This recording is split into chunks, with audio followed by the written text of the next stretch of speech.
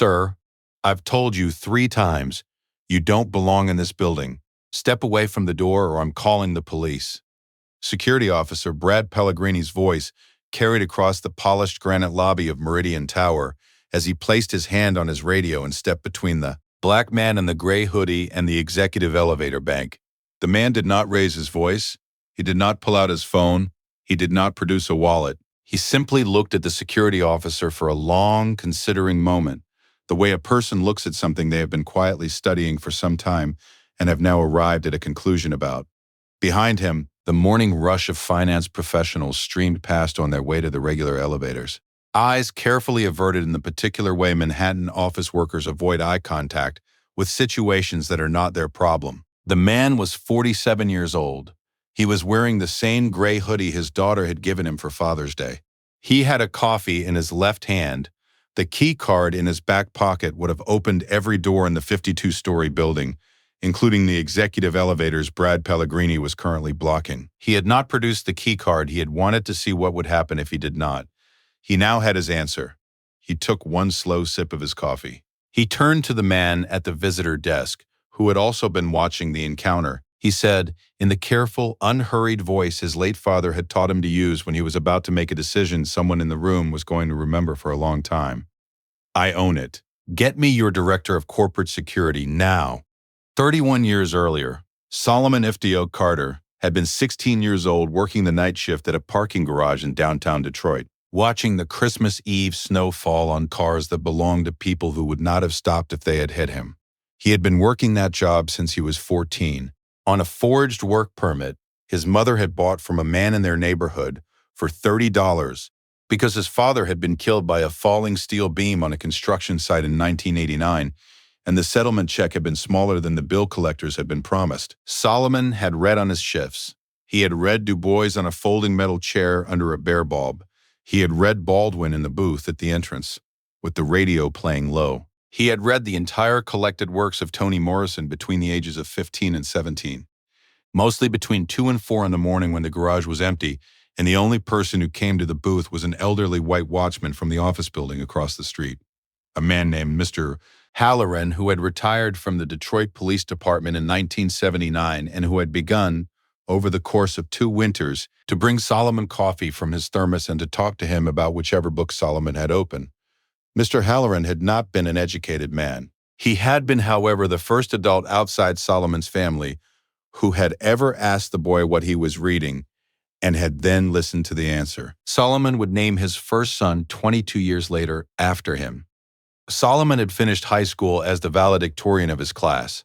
He had gone to the University of Michigan on a full academic scholarship. He had majored in finance and minored in African American studies. He had been accepted into Harvard Business School at 21. He had graduated at 23, taken a job at a Manhattan investment bank, and spent the next 9 years quietly accumulating both the capital and the relationships that would, at 32, allow him to leave the bank, and found Carter Real Estate Holdings. He had begun with a single mid-size office building in downtown Newark, purchased at a distressed price during the 2008 financial crisis. By the time he was 40, his company owned 11 properties across 3 states with a combined valuation of $1.8 billion. By 45, the firm was a recognized player in commercial real estate. At 46, he had personally led the acquisition of Meridian Tower, the 52-story Class A office building on 6th Avenue in Midtown Manhattan, that he was now, on a cold Tuesday morning in November, being denied entry to by his own security staff. He had bought the building 8 months earlier. He had paid $480 million for it. He had done so quietly through a series of holding entities that did not bear his name. He had a particular habit developed over 20 years in the industry of remaining personally invisible during the first year of his ownership of a property. He believed, with the conviction of a man who had spent his adolescence being looked through by the kinds of people who worked in buildings like Meridian Tower, that the only way to understand what a building was actually like was to walk into it as a stranger. He had walked into 7 of his own buildings over the years in exactly this fashion. He had walked into the Newark property as a job applicant in 2010. He had walked into a Boston property as a delivery driver in 2014. He had walked into the Chicago property as a maintenance contractor in 2018. He had learned each time things about his own operations that no quarterly report had ever told him. He had been planning to walk into Meridian Tower for 2 months. He had chosen the gray hoodie because his daughter had given it to him for Father's Day, and because, in his experience, hoodies on black men of his age in commercial real estate lobbies produced a particular kind of clarity in the security personnel who worked those lobbies. He had chosen the coffee because he was, on a basic level, a man who wanted his coffee on a Tuesday morning. He had walked through the revolving door at 7:42 a.m. He had walked toward the executive elevator bank, the one that served the top 6 floors of the tower, where the most exclusive tenants of the building maintained their corporate suites. And he had stopped 4 feet short of the elevator doors, the way an unfamiliar person would stop looking around for someone to direct him. He had waited. Brad Pellegrini was 34 years old. He had been working corporate security for the contracted firm that staffed Meridian Tower's lobby for 4 years. He had been the morning shift supervisor for 18 months. He had served 8 years in the Marines before joining the security industry, with 1 deployment to Iraq. He believed, on a foundational level, that his job was to keep certain kinds of people out of certain kinds of buildings. He had not articulated the principle to himself in those words. He did not need to. The principle operated in his daily decision-making in the small involuntary movements of his eyes and his hands when certain people walked through certain doors. He had been counseled twice in the previous year about complaints from the building's tenant companies regarding what one HR memo had described as perceptual inconsistencies in lobby access enforcement. Both complaints had originated from tenant companies that had recently increased their diversity hiring. Both had been quietly closed without action by Pellegrini's regional manager, a man named Doug Friedrichsen, who had hired Pellegrini personally, and who shared, although Doug would have denied it under oath, several of Pellegrini's foundational beliefs. The Meridian Tower lobby was staffed by a team of 14 guards across 3 shifts. Pellegrini's morning team, 6 guards, had been hand-selected by Pellegrini over the previous 18 months. They had, by Pellegrini's own evaluation, good instincts. For 2 months, Solomon Carter had been receiving a particular kind of report from his director of corporate operations, a careful woman named Vivian Park, whom Solomon had hired away from a competitor 4 years earlier. Vivian had been quietly auditing the Meridian Tower lobby's access logs and the tenant complaint records that the previous ownership had been filing away without investigation. She had identified a pattern. Black and Latino visitors to the building, including credentialed contractors and clients of the building's tenant law firms, were being stopped, questioned, and asked to produce additional identification at a rate roughly 4 times higher than white visitors. Several of the building's most prominent tenants had quietly relocated portions of their staff to other buildings. One major tenant, a global consulting firm with an $82 million annual lease, had begun, 6 months before Solomon's acquisition, the process of looking for new office space elsewhere in the city, citing what its general counsel had described in a confidential memo as concerns about the lobby experience for our diverse workforce. Vivian had given Solomon the report 3 weeks before that Tuesday morning. Solomon had read it twice. He had then made a phone call to Vivian and told her to clear his Tuesday morning.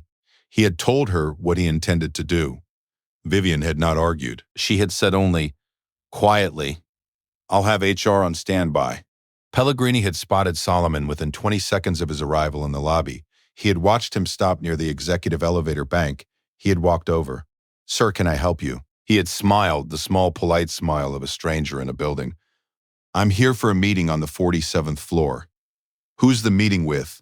"I'd rather not say." This had been a test. The 47th floor was a tenant floor occupied by one of the most prestigious law firms in the city.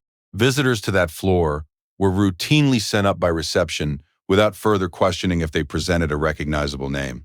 Solomon had withheld the name deliberately to see what Pellegrini would do. Pellegrini had looked Solomon up and down. He had said, "Sir, all visitors need to check in with the visitor desk. They'll call up to confirm your meeting." Of course. Solomon had nodded, polite, unhurried. He had moved to walk past Pellegrini in the direction of the visitor desk, which was 20 feet to the left of the executive elevators. Pellegrini had stepped sideways. He had blocked his path. "Sir, the visitor desk is over there. You need to go check in first. You can't approach the elevators." Solomon had not been approaching the elevators. He had been walking parallel to them toward the visitor desk Pellegrini had just pointed to. He had stopped. He had said, "I'm going to the visitor desk." "Then walk over there. Don't come this way." This had been the second test. A reasonable security officer, encountering a polite, well-spoken man in a building lobby, would have escorted him personally to the visitor desk rather than blocking him in front of the executive elevators. Pellegrini had not done that. He had positioned himself instead as an obstacle. Solomon had walked around him in the direction of the visitor desk. Pellegrini had followed him. The man at the visitor desk, a heavy-set older man named Reggie Washington, who had been working the Meridian lobby for 23 years, through 4 ownership changes, had watched Pellegrini follow Solomon across the lobby and had quietly closed the magazine he had been reading. Reggie Washington had grown up in Harlem. Reggie Washington had spent 23 years watching, with the particular silent attention of a black man working a service job in a Manhattan office building, the small daily mechanics of who got waved through and who got stopped. Reggie Washington had, in the previous 6 months, considered going to the building's general manager about what he had been seeing.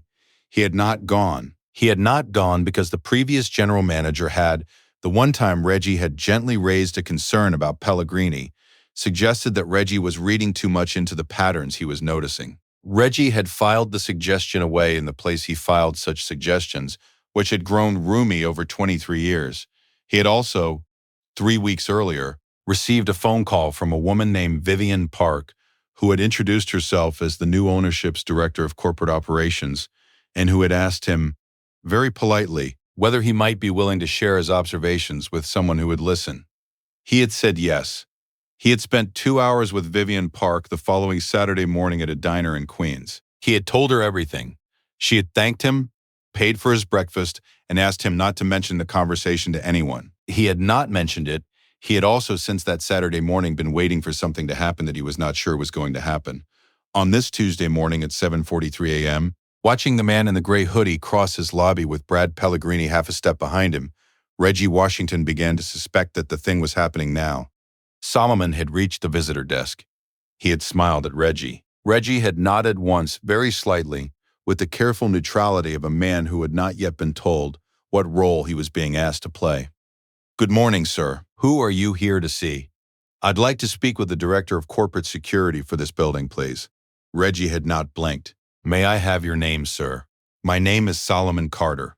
Reggie's hand had paused on the phone for 1/2 second before he had picked it up. The pause was almost invisible. Pellegrini, who had been watching Solomon and not Reggie, did not catch it. Reggie had dialed an internal number. He had said, into the phone, "Yes. Hello, Mr. Solomon Carter is in the lobby. He would like to speak with the director of corporate security, please." He had listened for 3 seconds. He had said, "Thank you." He had hung up. He had looked at Pellegrini, finally, for the first time in the encounter. His face was perfectly composed. Pellegrini, who had not been listening carefully, had said, "Reggie, this gentleman needs a visitor badge before he can—" "Brad." "What?" "He doesn't need a visitor badge." It was at this moment that the door behind Reggie, the door that led to the building management's internal offices, opened, and 4 people walked through it. The first was Vivian Park in a black suit, carrying a tablet.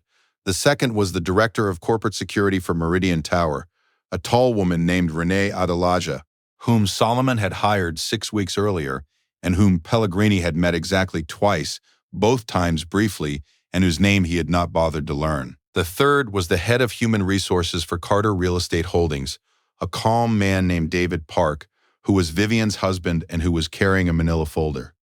The fourth was Doug Friedrichsen, the regional manager of the contracted security firm that employed Pellegrini, who had been called by Vivian Park at 6:15 that morning and instructed to be in the Meridian Lobby Management Office by 7:30. Doug Friedrichsen was sweating. The 4 of them came around the visitor desk and stopped behind Solomon. Solomon turned to face Pellegrini. He said in the same unhurried voice, "Officer Pellegrini, my name is Solomon Carter. My company owns this building. I bought it 8 months ago. I have been planning to come in this way for 2 months. My director of operations has been auditing this lobby's access logs and tenant complaint records for the better part of a year. I have just now experienced, in the space of 90 seconds, 3 of the 4 behaviors she identified in her report. I would like to ask you to remove your hand from your radio. We are not going to need the police. Pellegrini's hand came off the radio. His face had drained. Solomon turned to Renee Adelaja. Renee, please escort Officer Pellegrini to the management office. He is, effective immediately, no longer employed in this building. Mr. Friedrichsen will handle the paperwork. She gestured to Pellegrini. Pellegrini very slowly walked toward the management office door. Doug Friedrichsen followed him without making eye contact with anyone. Solomon turned then to Reggie Washington. He extended his hand. Reggie shook it. Solomon said, quietly, Mr. Washington, thank you for the breakfast in Queens. Reggie's eyes filled. He did not speak. Solomon turned to Vivian Park. Vivian, let's begin the meeting. The meeting Solomon convened in the Meridian Tower management office that morning lasted 4 hours. Every member of the lobby security staff across all 3 shifts, 14 guards in total, was called in. Each was interviewed individually by Renee Adelaja, with David Park present, with reference to the 18 months of access logs and complaint records Vivian had compiled. 11 of the 14 guards, by the end of the day, had been informed that their employment in the building was terminated. 3 were retained, including Reggie Washington, who was promoted to Deputy Chief of Lobby Operations, with a corresponding salary increase and a mandate to help redesign the lobby's access protocols. The 11 who were terminated received 4 weeks of severance pay, full health coverage extended for 90 days, and a written offer from Carter Real Estate Holdings to provide outplacement services and references, including job placement assistance at a Carter-owned property in New Jersey, where reapplication would be considered after completion of a bias and de-escalation training program Carter Real Estate had previously developed for use across its portfolio. 5 of the 11 enrolled in the training. 3 of those 5 were rehired in 2027 after completing the program at a different Carter property in the Bronx, where 2 of them are currently employed. The contracted security firm that had staffed Meridian Tower for the previous decade lost its contract effective 60 days later. Doug Friedrichsen was terminated by his own firm within 3 weeks of the incident, after an internal review uncovered, among other things, his role in suppressing the 2 prior HR complaints against Pellegrini. The contract was awarded to a different firm, a smaller Black and Latino-owned company based in the Bronx that had been on Vivian Park's shortlist for 6 months. Under a new master agreement that included quarterly audits of access patterns, mandatory bias training, a complaint protocol that bypassed local supervisors, and a clause requiring the firm's hiring practices to reflect within 24 months the demographic composition of the city the building stood in. The global consulting firm that had begun 6 months earlier, looking for new office space called Solomon Carter, personally, 3 weeks after the incident. They were no longer looking. Their lease was renewed the following spring, with a 5-year extension and an expansion of their floor count from 3 floors to 5. Brad Pellegrini, 12 months after his termination, filed a wrongful termination lawsuit against Carter Real Estate Holdings. The lawsuit was dismissed at summary judgment. The judge's opinion, which became something of a teaching document in employment law circles, cited the 18 months of access log data Vivian Park had compiled, the 2 prior HR complaints, the lobby camera footage from the morning of the incident, and the fact that Pellegrini had blocked the rightful owner of the building from approaching the executive elevators in his own lobby while threatening to call the police. The judge had concluded the opinion with a single sentence the New York Law Journal would reprint the following month. An employer is not required to retain an employee whose conduct, captured on video, makes a mockery of the employer's stated obligations to its tenants and its city. A year after the morning Solomon Carter had walked into Meridian Tower in a gray hoodie, the building had a different lobby. It had been redesigned by a Black female architect from Brooklyn, whom Solomon's firm had commissioned for the project. The polished granite floors remained. The executive elevator bank was no longer cordoned off behind a velvet rope and a security gate. The visitor desk had been moved to the center of the lobby, made larger, and staffed by a team Reggie Washington had personally helped to hire. There were 5 chairs in the lobby now that there had not been before, for visitors who needed to sit down while they were being processed. There was a small framed photograph on the wall behind the visitor desk that had not been there before, either. The photograph showed an elderly white man with a thermos in a parking garage booth in Detroit. The plaque beneath the photograph read, Mr. James Halloran, 1922 to 1996. He talked to a boy on Christmas Eve. The boy bought this building. Be the kind of person who talks to the boy. Every morning at 7:42 when he was in town, Solomon Carter walked through the revolving door of Meridian Tower. He was usually wearing a suit now because he had been advised gently by his daughter that the gray hoodie had served its purpose. He carried a coffee. He nodded at Reggie Washington at the visitor desk. He nodded back.